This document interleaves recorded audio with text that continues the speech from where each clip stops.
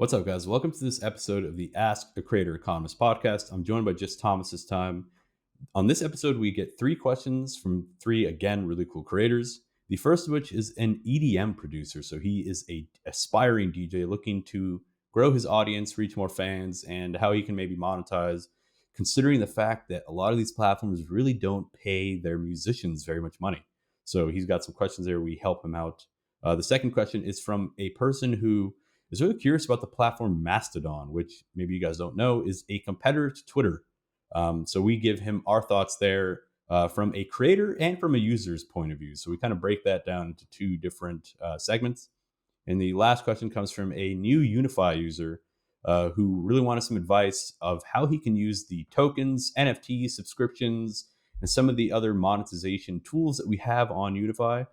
He just launched. He doesn't really know what to do with each of them. So we give him like some pretty good use cases for each of those different features. Hope you guys like this episode. If you do, please head over to unify.io/podcast. Give it a like. Find it on all of the different platforms that you might use. Give us a rating. It really helps. And yeah, we hope you guys like the podcast. You can also view it on YouTube. Let's go ahead and get right on into the episode. Hey, Thomas. So we're going to go ahead and jump on into question number one, and it comes from an Eduardo. And Eduardo says, "Hi, I'm an EDM producer. As a music creator, I always look to grow my audience, but it's not as easy to make big money nowadays. Streaming services hardly pay, live gigs are super competitive, and I'm not big enough to sell merch in significant numbers. What do you think is the next big thing in music? I know some people think Web3 could help, but I'm not sure." Eduardo's a producer. He mostly uses SoundCloud and Spotify. And that's pretty much all from Eduardo. So, Thomas, I don't know. What are your initial thoughts for Eduardo? What do you think? What do you think are some quick tips for him? Yeah, I guess we have a bunch of tips, and in the end, let's also look a bit in the future, and see what could be the next big thing or the next thing in the music industry. But let's start in the beginning. I mean, audience growth is something many musicians in many genres have to go through, and the means how to achieve it definitely have changed a lot, right? Back in the days, you used to tour and play from little clubs to bigger venues. So live was super important. And of course, nowadays, the digital playing field is super important for discovery, being listed on the right playlists, whether it's on Spotify, Apple Music, and so on, to using tools like SoundCloud and getting discovered there by an audience. And it's the game has changed in the sense that like going indie is now really a cool and attractive option because you have so much more tools for publishing, for distribution, and so on. And that is all just to set the scene. And I believe the musicians who do this most successfulce, they are also really good brand builders. Now, that's a topic we've addressed in other episodes. I remember your deep dive in the very first episode of the Ace podcast over here. So that is definitely one Eduardo could also check out. But then a bit more specifically, I think it is about really creating from the ground up your audience fan base and building a direct relationship, because the thing that platforms like Spotify and SoundCloud, even though to a somewhat lesser degree, take away from you, is like the direct relationship, right? The getting the data of your fan base, the people who like your music, the emails, and so on. And especially with like EDM, which of course is also live music, but I think so much of your success also depends on having the right mixes that people listen, and this can really grow globally really quickly. So playing live, of course, that is a local thing, especially initially until you get bookings from everywhere. But even if, I know DJ used to live in the same house as I'm living in, and he played all across the globe because he was in a niche music, some kind of electronic world music thing. I forgot the name, but he did really well, and he played in South America and so on. And how did he do it? Well, he did what we advocate in so many other episodes here. He really focused on a niche and became big in this niche, and then branched out, built his own label, and so on and so forth. So that is all to say, establish your own digital thing and establish these relationships, whether that is a newsletter, whether that is a Unyfy platform. There you have plenty of options, but I would definitely say have this as a place where you send people to and then give them stuff that they want. Give them early access to your new mixes, to your new productions, and leverage this notion of exclusivity and being early, which many fans, especially the kind of early fan base that you gather, will maybe be people who like digging, right? It's not, you will not be on the biggest EDM playlist on Spotify in the beginning, and if that is your goal, you need to work up towards this by building your brand, by building your reputation, and that is where you really need to be adept at this community building aspect. Ron, maybe you want to chime Yeah, I in. just want to. Yeah, I just want to add one thing. Like you mentioned, I think like the first episode of the Ace. I think in that episode, I also mentioned something called like appealing to spectacle, right? So there's a very popular EDM DJ. His name is Martin Garrix. Maybe like 2 years ago or so, he released a video, pretty much like a 1 hour live set, and he's basically on a like luxury speedboat, and there's maybe like 15 or so other boats behind him of maybe family, friends, people who maybe bought tickets. Maybe he even sold, premium tickets so that people can follow him along on their boats as well. And he was basically performing live. They had like speakers set up on the boats, and they were just going down a river somewhere in the Netherlands. This was to me like an example of like appealing to spectacle or utilizing a spectacle, right? To he's basically taking a live event, which probably quite a lot of post production, pre production. I don't imagine it was like a open live event that anyone can just view. It seemed like a closed production, but he filmed this thing where it's like it seems like it's a live performance, but it includes a spectacle, something different, Yeah. right? So maybe you can find something like that. But I think a more like broad, overarching advice for you is like I like to split it into like three categories. The first of which is like establish something about your brand that is unique. It's very difficult to do, but establish something where it's like your we say shtick, right? So like Marshmallow, the DJ, for example, wears this huge white helmet, and no one has ever seen his face until recently. Um, that'd be my one thing. So establish a brand. Number two, um, expanded discovery, meaning make sure you are present on as many platforms as possible where your user might be. That's just how it is at the beginning. I don't know how far along exactly you are, Eduardo, but in terms of discovery, casting the widest net, you just want to be on all of those platforms. And thirdly, once you have those two things, just produce content. And then comes a lot of the things that Thomas was saying, right? So once you start growing the audience, you start getting an audience, your own type of website or platform somewhere that you can like a lead magnet or a honeypot, as I've said in past podcasts. It's a good strategy. But yeah, just those are my three like core pieces of advice. Obviously it's multivariate. There's probably 20 different types of steps you could take, but I just like to bucket them into those. Yeah, and then I guess on the revenue side, so here I think, yeah, streaming, unless you are super big or you do super well on one of these streaming services with alternative payout models, will for most artists just be a relatively small income stream, nice to have, but won't do it. So I'm not an EDM expert, but for instance, in German rap, I know that guys started to really earn the majority from live gigs, where you say that's super competitive. Of course, getting better gigs also becomes easier if you can demonstrate the audience online, because if you have an audience online, people are more likely to book you and so on. But merchandise also factors in there greatly. And I think, because you also allude to Web3 and NFTs, there are various different projects to try to tackle this issue with different approaches. But the one thing that I come back to is, before streaming, you used to sell records, and of course we will not go back to selling records, but you can sell exclusivity and you can sell scarcity. One of the things that works super well for German rappers, what they do here, they create these boxes and then people pre-order them, and besides the record with the tune, you also have some exclusive merchandise in there, and you have a special packaging and so on and so forth, and this you can do digitally using NFT technology. So one scenario that I could definitely see is you make exclusive releases of music, NFT based, or you use an NFT that you sell to your audience as an access gate to the newest tracks before everybody else can listen to them on the streaming platforms and everybody else, because of course you want to get your music out there, but you can find something where the people who really dig your stuff, where they go and they buy and they support early.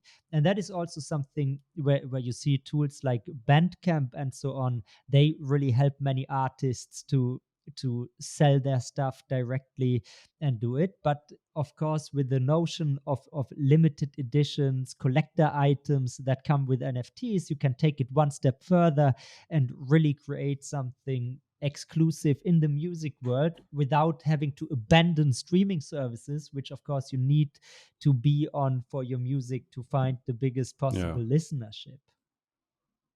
Yeah, and I will say one thing that I know a lot of bands have done in the past, especially bands that start pretty indie or pretty like niche, right? They kind of established like somewhat of a cult of following. Like when I think back to like the Red Hot Chili Peppers, when I think back to all of these like great bands that have become great, Arctic Monkeys, they established like a cult of following through the very unique brand that they've created for themselves, right? Yeah. Red Hot Chili Peppers, they'd show up on stage fully naked with socks, with just socks covering their private parts, right? That was like such a like spectacle slash a dude. This is like their brand at this point, right? So if you can somehow establish some type of cult of following, you can then leverage that cult of following and charge much more for live performances, much more. If you could prove that you can get butts in seats at these venues and stuff, you typically charge a lot more. So um, but it's the same thing that applies to most like content creation type enterprises, right? Like once you have the following, once you have the audience, monetization really comes as like a supplement, or comes as a product of that. Yeah. So your main focus should be, like you said, your main focus should be to grow your audience, and if you can, grow a sticky audience. And that comes with being a very unique brand, having a cult of following, maybe launch a podcast on the side where you have a lot of inside jokes and inside quips, and name your audience something fun, like a popular podcast I listen to. He calls his list. They call their listeners dogs. Not very creative, but it's just funny. You see them on Reddit. They're like, yeah. Anyway, they have a cult following. So if you can establish something like that, that's a very powerful tool, in my Yeah, opinion. definitely. And then Thomas, consistency is also super important in music, right? yeah, Create stuff on a consistent basis. You don't have to release everything you create. I mean, several. So, what is a really good game if you want to play it, but it's not really artistic, is like create music that is specifically made to be featured on certain playlists, like on a chill out or work playlist and so on. People can do this. You can make good money from it, but it's maybe not yeah, artistic. But to get to high artistic levels, assuming that Eduardo, that is what you want to do, you most definitely need to produce a lot, get better at it, and keep releasing on a regular basis. Also, one of yeah. the good friends of mine, also really talented musician, but really not good at releasing his work because he's such a perfectionist. He really is almost like so perfectionist that basically nothing ever gets released, and this way you also cannot grow an audience. But that is just one of the many Yeah. traps in this admittedly hard market to go about. But if you apply a few of the principles that Ron and I mentioned, I think you can definitely start building this relationship with your loyal audience. I have one more, and I don't know about the copyright laws when it comes to what I'm about to say. So maybe I could be wrong here, but some DJs that I follow now, I found them because they made famous mashups, or they made famous remixes of popular songs. Now that is like the music industry's version of doing collaborations with already popular creators, right? So if you can establish formal partnerships with other DJs, even better, like an actual collaboration.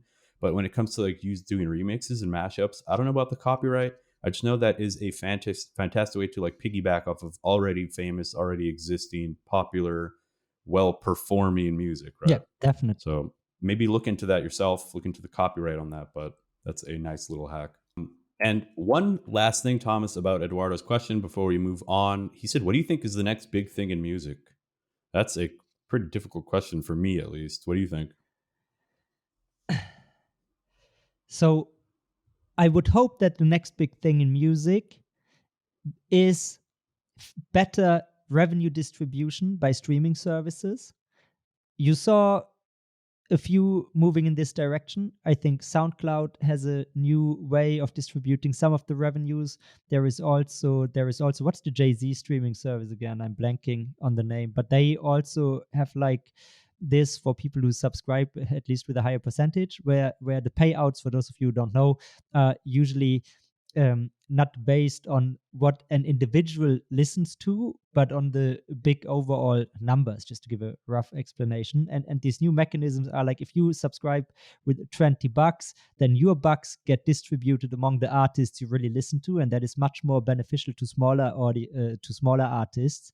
I would hope that this gets some traction, but I also know that many in the industry who are quite influential, not least because the major labels own a significant percentage of Spotify, that is probably hard. So I also don't know, but I would hope something of this nature that also many Web3 companies are working on really breaks through. And why it could happen is if people who are fans of music care enough, they will start using services that are artist friendly, and artists are becoming increasingly more loud, and they talk about these things. So let's hope that that Yeah. becomes the next big thing. Yeah, it seems like there is a shift toward more autonomy for music artists. Just for, I mean, platforms that have user generated content in general, whether it's like a service like Spotify or something like Facebook. I imagine that the louder those voices get, the more it'll start to move into a more collaborative and fair profit share, right? So that'd be nice. But Eduardo, we hope that helps you, man. Um, Please do go to unify.io/podcast and submit a question if you do have one. We're looking forward to it, guys. But we will now move on to question two. And it comes from Pete. And Pete has a very short question for us. And it's, do you think Mastodon is worth it? Mastodon. I don't know anything about Mastodon, Tom, so maybe you're going to have to take that. Maybe you can tell me what it is and then I can contribute. Well, so Mastodon, I think I'm one of the Mastodon OGs actually. My account on Mastodon dates back to, I believe, 2000 and no, not 2008. It didn't exist in 2018. But I think I've published zero things there. So it's the decentralized Twitter competitor. And the first time it did get traction exactly around like 2018 was as a decentralized alternative, and people in the Web3 and crypto space liked playing around with it a bit. And then this yeah, it went more or less nowhere, even though that's probably a bit unfair. And now, after Elon took over Twitter, fair chunk of people was looking into alternatives, and that is when Mastodon like got the second wave of people using it and signing up for it, including some people who have a bit of traction. He is like this one German entertainer, TV personality, Jan Böhmermann. He is a bit on Mastodon now and would like to go there fully, but also knows that all the people are on Twitter. So that is basically what Mastodon is. And I think in the question here, what is interesting is like disappointed Twitter users, like the bio that we did get here. So yeah, Thomas, real sure. quick, can I frame this just so we can tackle it in two different ways? All right. So the first one is, Pete, if you are a Twitter user and Twitter consumer, you're going to get one answer from us. If you are a aspiring creator, someone looking to create an audience, create a brand, create a whatever, you're going to get a different answer. And I think we can bucket those two into two different things, right, Thomas? Because I mean, just before I pass it back to you, I just want to give my super quick thoughts. If you are a creator, you want to go where there's a blue ocean. You want to go somewhere where there's not as much competition, but there's potential, right? Like the TikTok, like the famous TikTokers right now. They went to TikTok when it was early. They blew up because of that. But if you are a brand or I'm sorry, or a Twitter user just trying to consume content, then you probably want to be where most of the creators already are, where there's the biggest diversity of opinions or of content. So for me, it's a little bit difficult to answer that. But what do you think, Thomas? Were you going to go assuming that he's a creator? Yeah, or just I assume because he's Because you listening said here. Twitter user. Yeah, he's a Twitter Yeah. user, so not every Twitter user, of course, is like a full-on creator, even though everybody can write the tweet. But yeah, so I mean, we can take it from a bunch of perspectives, as you suggest, and I think the blue ocean aspect is really valid if like the type of users that you find on Mastodon are also the people that you are talking to. So I didn't do a proper study of Mastodon users, but I would assume that a few things are on average true about 2023 Mastodon users. They care more than average people about privacy. They probably care more than average users about the internet, about topics like decentralization.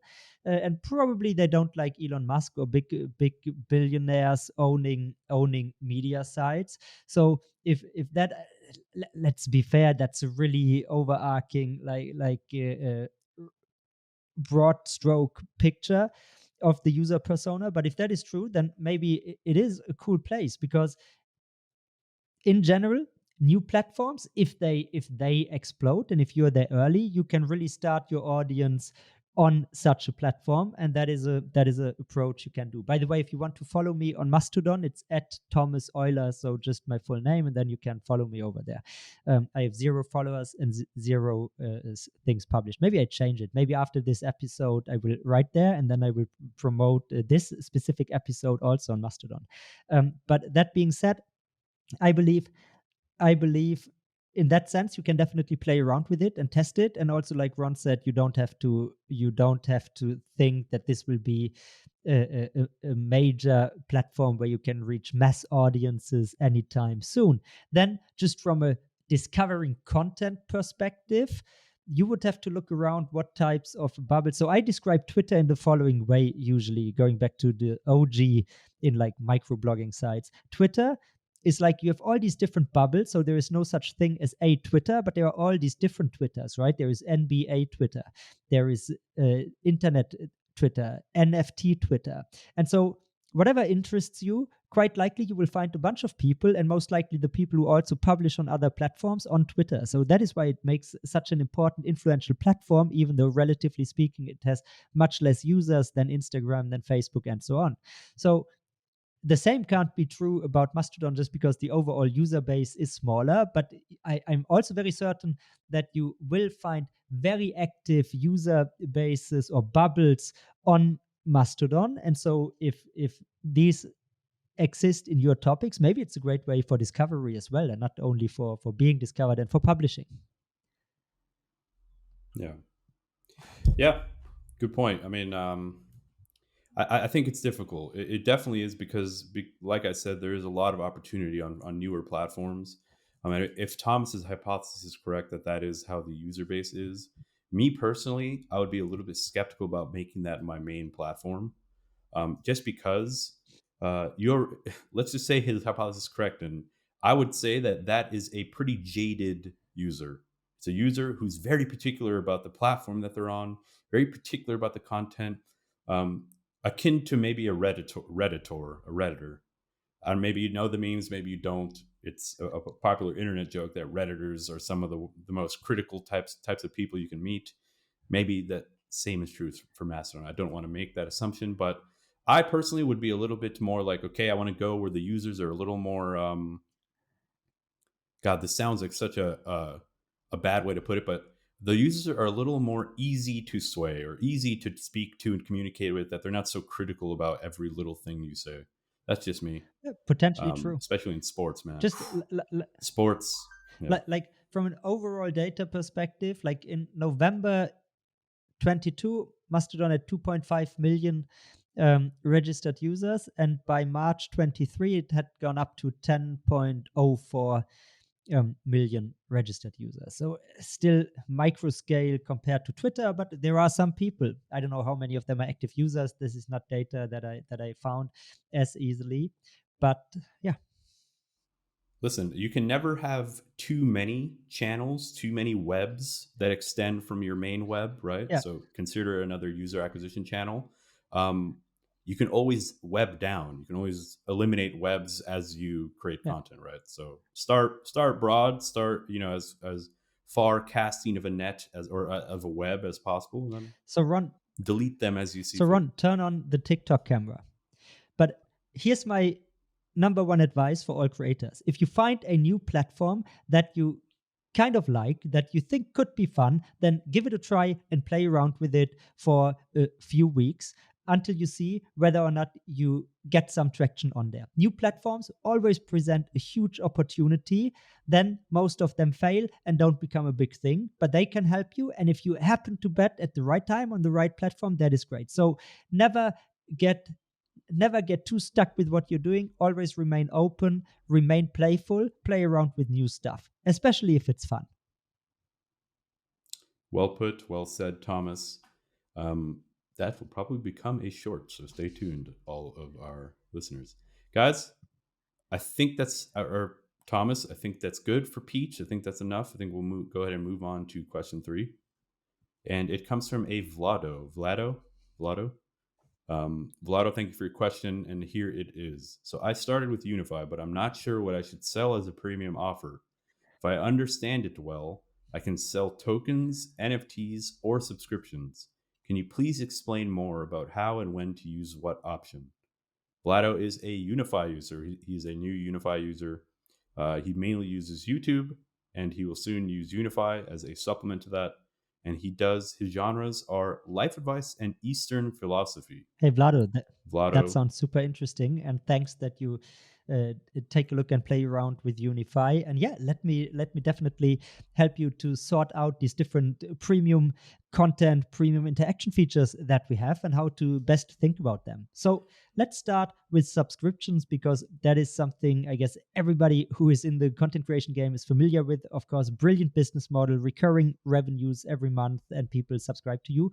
Also, what many creators but also brands that we media companies we work with tell us is, hey, it became so tough over the last 5 years to sell more subscriptions because people already have so many subs, especially those who in general subscribe to things online. The term that you will sometimes hear being used is subscription fatigue. So that is why new models such as tokens and NFTs can provide super great alternatives or additional ways how you can create and sell premium content to an audience. Now, let's talk about tokens, and I will also tell you how specifically they are used on Unyfy and what you can do with them. Tokens on Unyfy, as it relates to premium content, essentially think about them like an in game currency that people can buy. You can even give it out for free sometimes as a reward, for instance, for active users, for people who contribute to your community. That being said, it's then a micropayment tool for your content. So you sell a pack of tokens, say 100 or 500 or 1,000, and then your content can be unlockable with these tokens, much like you know it from games where you have in-game currencies and very similar mechanisms, right? You buy a coin, a token in a game shop, and then you go to the in-game item shop and buy your stuff with these coins. So you can do pretty much the same with your content, but also with your community interactions like ask me anythings, votings, and so on. And that makes a lot of sense for as an alternative to subscriptions because you can sell one pack to people who really like your stuff, but probably don't have the time to read everything, watch everything that you do all the time. So they wouldn't subscribe, but they can still every once in a while buy a pack of tokens, which you, by the way, can name whatever you want, right? You can have your own coin, your diamonds, call it whatever. Probably, given that you are into philosophy, you have a smarter, more appealing, high-minded name for this. And then, last but not least, NFTs. So NFTs, without going too deep into the technology side of things, they have one property that is really important. They can be either unique and or limited edition. So while subs people can unlimited amount of people can buy subscriptions, which is great for content, it's not as great for some premium things that demand a lot of time from you, as for instance coaching people or answering people's questions. So what we see some of our clients do who have like a coaching background, they use NFTs to build higher end businesses that request more individual time that you take for one specific buyer. So, simple example, say you want to offer personal online coaching and you can allocate just enough hours to it so that you can handle 10 customers, then you can create 10 NFTs, which are the access pass to this service for, let's say, half a year or a year. And then you can sell 10 of these, but you will not be overloaded if 50 people just buy it as they could with a subscription. So it has to do with the scalability of what you put on offer, and NFTs are really for the things that take your time. There you can really easily give tie access to this to owning an NFT, and then you sell these NFTs. Yeah. I just want to add something, I guess, like more of a general statement on it. And it's that, Vlado, like, at the end of the day, how much value you assign to any type of asset, or how much value the customer perceives is in that asset, is what you're willing to charge for and what you're willing to sell, right? So, if your particular audience is averse to things like subscriptions, you need to find another route, right? It's like another route, another way to attack. If the front lines are loaded, you want to find that side attack, right? So basically, you just want to listen to your user base. It's difficult to give advice to everyone that'll apply to everyone because of that fact, because everybody's audience and their buying methods or their buying habits are different, right? So find what will work best for your audience. I think testing. I think straight up just ask them, like, you are a very smart creator to be using Unyfy, because you can directly ask your audience their input and their preferences, right? You can launch an AMA where people can provide input, and then you can kind of ask what they would prefer. So that could be a really cool way to do it. I guess step one would be to first onboard them to the platform to actually do that. Um, that is done by just simply, creating a voting and then creating a social media post saying, "Hey guys, go vote on my platform for it." They then are prompted to register. So that's a nice way to onboard them. But yeah, that's just my overall advice. Trying to extend it beyond just Vlado. That your user base, they will have different buying habits, and you might have to take a different angle, right, to achieve the outcome that you want while fulfilling their needs or their preferences. So, yeah, Well said. Thomas, any more thoughts on that? No, Vlado, good luck with your Unyfy Cool. platform, which you hopefully present us soon, and then let us know how it goes. Eastern philosophy. What is Eastern philosophy, real quick, before we wrap up? Well, I'm not an expert on Eastern philosophy, but basically everything Asian philosophy essentially is Okay. called this. So Chinese, Okay. Japanese, I guess likely also Southeast Would Asian. Russian, like Slavic fall in that? Not sure. Okay. Well, I'll look into that. Vlado, thank you for your question. Thank you to everyone else who submitted questions. If you guys do want to submit a question, please head over to unyfy.io/podcast. It'll be in the show notes. You can submit your questions and we'll try to get to them on the nearest episode after we receive them. We hope you guys like this episode. Please head over to YouTube, give us a subscribe, a like. It helps. Give us a comment. Engagement is really helpful. Head over to your favorite podcasting platform. Find our podcast. Give it a like. Give it a rating if you can. And that would really help out the show. Thank you guys for being here, and we will catch you next week. Bye bye.